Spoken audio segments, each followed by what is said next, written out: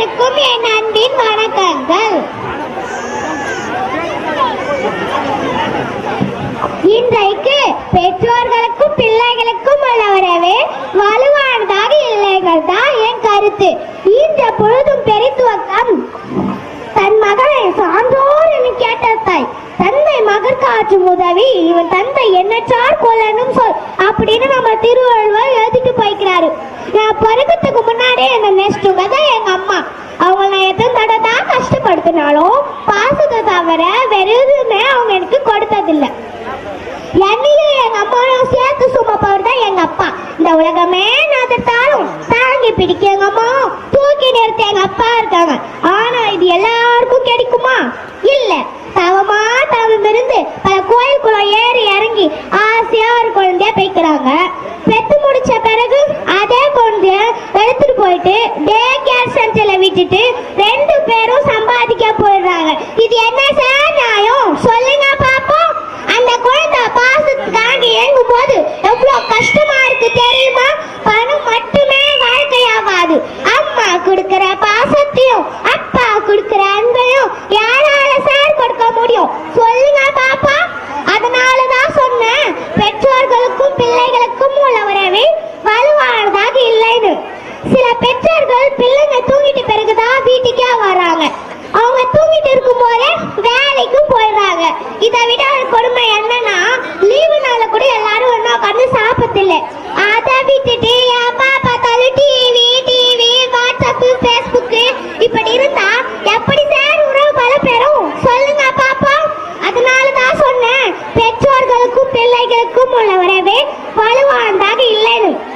போன வாரம் எங்க பக்கத்து வீட்டு ஆண்டி அவங்க பையனை போட்டு கும்முன்னு கும்மிட்டு இருந்தாங்க. அதை பார்த்துட்டு எங்க அம்மா எங்க எப்படி அடிக்கிறீங்க அப்படின்னு கேட்டாங்க. அதுக்கு பின்ன என்னங்க மேக்ஸ்ல ஒரு 80 மார்க் வாங்கியிருக்கான். அவங்க ஃப்ரெண்ட்ஸ் 100க்கு 100 வாங்கியிருக்காங்க. இவனை வச்சுட்டு நான் எப்படிதான் சொல்லி தர போறோம்னு புலம்புனாங்க. நம்ம ஆளுங்கெல்லாம் அரிசி மாவு மாதிரி அவங்க கிட்ட இருந்து இட்லி கேட்கலாம், ஏன் தோசை கேட்கலாம், ஏன் பணியாரம் கூட கேட்கலாம், சப்பாத்தியும் பூரியும் கேட்க முடியுமா? அந்த மாதிரிதான் 10 மாசம் கஷ்டப்பட்டு சுமந்து பேக்கறதுக்கு அப்பா அம்மா வேணும். Boost secret of my energy லோயமே காம்பன் பாயான் ஒவ்வொன்றத்தையும் பார்த்து ஊட்டி வளர்க்கறதுக்கு அப்பா அம்மா வேணும். ஊர்ல பெஸ்ட் ஸ்கூல் காலேஜ்னு ஒவ்வொன்றத்தையும் பார்த்து சேர்த்து விடுறதுக்கு அப்பா அம்மா வேணும். அவங்களுக்கும் ஒரு குடும்ப குட்டி வந்தா என் பர்சனல் விஷயத்தை தலையிடாதீங்க, இஷ்டம் இருந்தா இருங்க, இல்ல முதியோர் இடத்துல போய் சேர்ந்துருங்க அப்படின்றாங்க. இது என்ன சார் நியாயம்? சொல்லுங்க பாப்பா.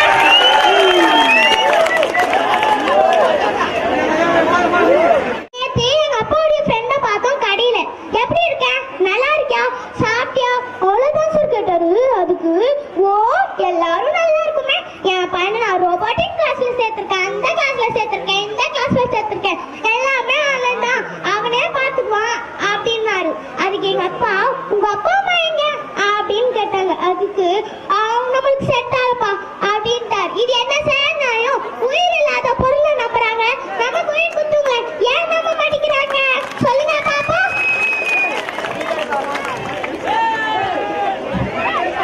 எங்க பாட்டி மடியில படுத்து நான் கதை கேட்கும் போது எனக்கு கண்ணெரிச்சல் இல்ல, தலைவலி இல்ல, ஜுரம் வந்தது கிடையாது.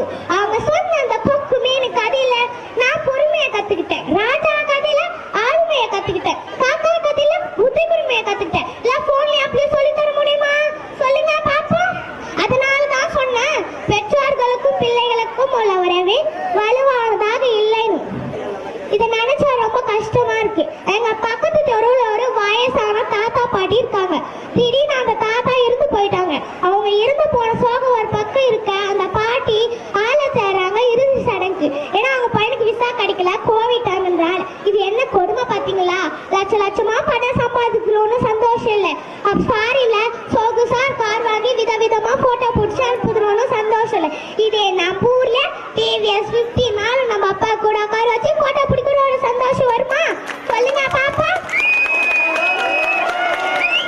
அதனாலதான் சொன்னேன் பெற்றோர்களுக்கும் பிள்ளைகளுக்கும் உள்ள உறவு வலுவானதாக இல்லைன்னு. அதனால பெற்றோர்கள் இருக்கும் போதே அவங்க சந்தோஷமா பார்த்துக்கோங்க. குறைஞ்சபட்சம் எப்படி இருக்க, நல்லா இருக்கேன், சாப்பிட்டு கேளுங்க. நாளைக்கு நமக்கும் வயசாகும், அதை மறந்துடாதீங்க. அதே மாதிரி பிள்ளைகளுக்கு மார்க் வாங்குற கருவியா பார்க்காதீங்க. அவங்களுக்கு நல்ல திறமையா